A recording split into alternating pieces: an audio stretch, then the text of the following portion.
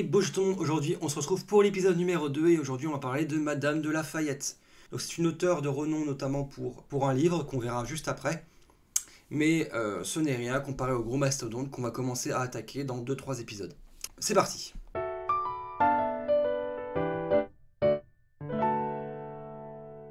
Donc Madame de Lafayette est née Marie-Madeleine Pioche de Lavergne le 18 mars 1634 et décédée le 25 mai 1693 à Paris. Donc on voit qu'elle aura connu Molière, Racine ou même La Bruyère au même moment. En fait, elle a vécu à peu près la même période. Donc c'est une femme de lettres française connue principalement pour son roman La Princesse de Clèves. Elle fait partie du mouvement du classicisme. Bon, on verra le classicisme dans 2-3 épisodes sur les mouvements, normalement. Donc, issue de la noblesse, Marie-Madeleine Pioche de Lavergne grandit dans un environnement littéraire.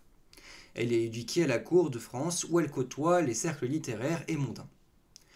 Elle débute sa carrière littéraire en écrivant des nouvelles et des pièces de théâtre. Et elle épouse François Mottier, le comte ou le marquis de Lafayette en 1655. Elle va d'abord publier anonymement son chef-d'œuvre, La Princesse de Clèves, en 1678. C'est un roman d'analyse et de psychologie, et il fait partie du classicisme.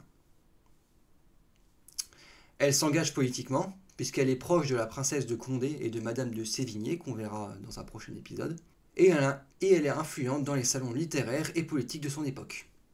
Son salon est un lieu de rencontre pour les écrivains et les intellectuels de son époque, finalement.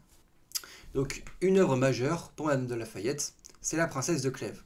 C'est un roman qui explore les tourments amoureux et les dilemmes moraux de la haute société française du XVIe siècle, publié en 1678. Elle a publié également Zaïd en 1870, c'est-à-dire 2 ans après, qui est un roman d'amour qui se déroule en Espagne et qui met en avant le conflit intérieur des personnages. On passe à un petit quiz pour vérifier vos connaissances maintenant. Donc, quelle ou une ou plusieurs œuvres appartiennent à Madame de Lafayette?